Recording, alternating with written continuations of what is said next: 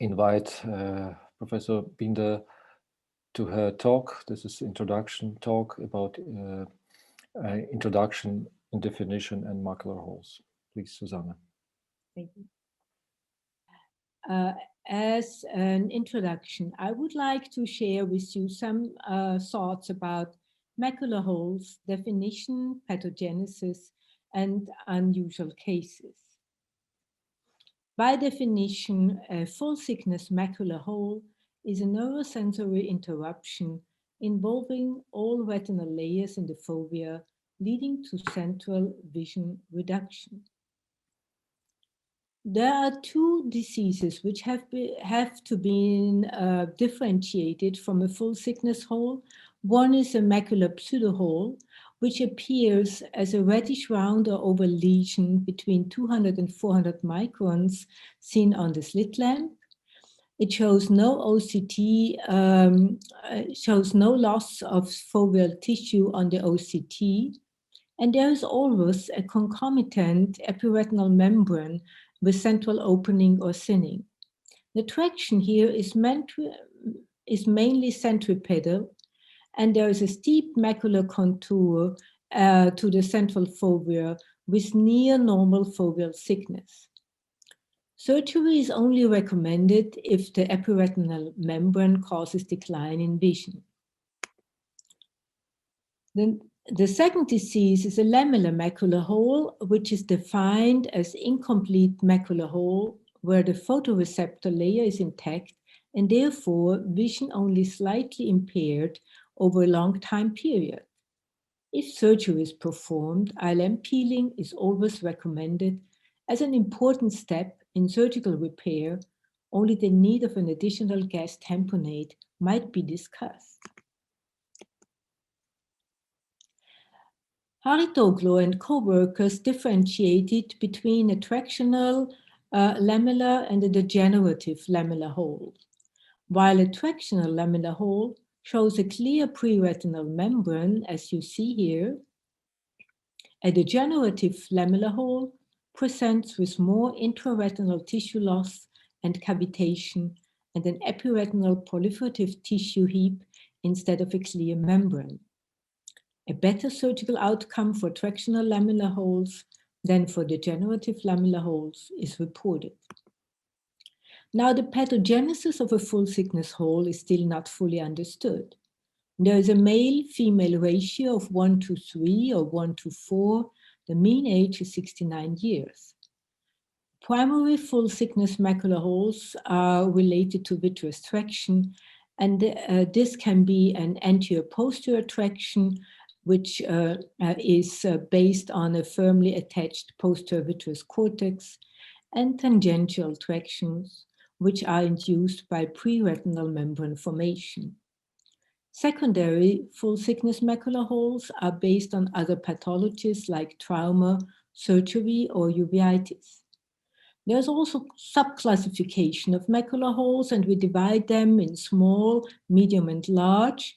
Larger means more than 400 microns in diameter, and actually 50% of macular holes are large macular holes. Since Gass published his observations about macular hole development in 1991, we still divide this development in 4 stages. Stage 1, an impending macular hole where only a retinal cyst develops related with vitreous traction. Stage 2, complete opening of the cyst roof, which results in a fully detached operculum suspended on the posterior vitreous cortex. Stage 3, now the photoreceptors pull away to form a full-thickness retinal hole. And stage 4, when the edge of the hole becomes more elevated and subretinal fluid is also deposited in the hole edges. The standard treatment for a macular hole is still vitrectomy with the use of dyes, ILM peeling, and gas tamponade. In a meta-analysis, it was shown that ILM peeling for macular hole stage 2, 3, and 4 was highly successful and also cost efficient. How about size and duration of full thickness macular holes? Several studies showed that ILM peeling, which is a dangerous procedure or a very, challenging procedure, might not be necessary in small macular holes and when combined with vitreous traction. However, in eyes with larger holes, ILM peeling does improve closure rate and is recommended. Additional aids for used in surgery like TGF-beta, blood, serum, and silicone oil did not show convincing results. Very recently, a study was published in Ophthalmology where pneumatic vitreolysis with C3F8 gas was used for macular hole closure, and also a third of these cases achieved closure. The study was stopped because severe retinal complications did occur, like retinal holes or retinal detachments. What are the open questions now? Are there other factors like the mechanical factors caused by traction? Are there intercellular processes, hydration or inflammation, which might be treated medically? Or is there a role of neurodegeneration, which we don't think about? Since 2015, Dr. Gentile and also others reported about the closure of macular hole with anti-inflammatory drugs and no surgery. In the following two slides, I would like to show you two unusual cases which I have treated over the last years. Number one is a 57-year-old male. He was diagnosed with a macular hole on both eyes. And at first visit, he had a stage 4 macular hole on the right eye and a stage 2 hole on the left eye. I performed surgery within 1 week, combined with cataract surgery. And on the right eye, I did ILM peeling, and on the left eye, I did foveal sparing vitrectomy. Also, both eyes showed closed holes 2 weeks after surgery. 5 weeks later, the right eye showed a reopening of the macular hole. I injected gas again. I did a free flap surgery, which was not successful. So in this stage, I thought about the publications of Dr. Gentile and Skonder, and I injected parabulbary 20 milligram Volon in the right eye of the patient. Left eye was still normal. Now, 4 months later, this macular hole decreased in size, but the left eye showed a reopening. So I injected the cortisone on both eyes. Now, further observation showed a closure of the right hole, but the left hole reopened. And actually, it developed to a very cystic hole. Now, again, cortisone was applied on the left eye. The vision, fortunately, on the right eye did improve and reached full vision several months later. The left eye, here the macular hole became smaller, but not completely closed. I could not see the patient because of corona. I talked to him on the phone. He said he doesn't see the dark spot anymore, but I think I will see how he's doing within the next weeks. Case 2 was a 60-year-old colleague. He is a radiologist, and he had surgery for macular hole and with simultaneous cataract surgery in 2017 in his right eye. He is slightly myopic. The surgery somewhere else was primarily successful with good vision, but then a macular edema developed, and this was treated with anti-VEGF injections and Diamox for a while. I did see this patient first in 2018. He was rather disappointed because they wanted to continue anti-VEGF treatment, and he felt that this treatment is not going anywhere.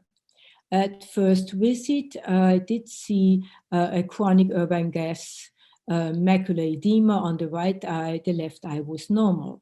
So Volon cortisone was injected parabulbary, and over the time, he received multiple injections every 3 to 4 months on his right eye. The edema went away completely, and slowly also the vision improved on this eye. Unfortunately now, the left eye developed a small macular hole, so we received the same treatment on the left eye. The left eye responded well to the cortisone treatment. The right eye was stable.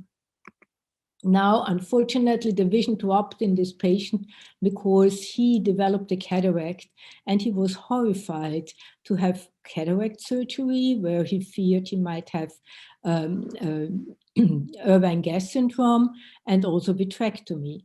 So I combined cataract surgery with a cortisone injection, and so far he's doing very well. His vision is improved now to 0.8 and Jaeger 1 and 2. So I believe that the role of inflammation in macular hole development is unclear and might be underestimated. There's also a neurodegeneration where we do not know which cases are prone to it. Also, the primary pathogenesis of full thickness macular holes might be mainly tractive. There are many other factors involved. While small and medium holes respond well to standard surgery or even medical treatment in selected cases, large chronic holes do not. And here you see that stage 4 holes have only a healing rate of 56%. So a little bit more than half of these holes will be treated successfully with standard treatment. Clearly, new approaches are needed for macular hole management, as well as a better differentiation of cases. The management of the most difficult macular holes will be presented in the following talks. Thank you very much.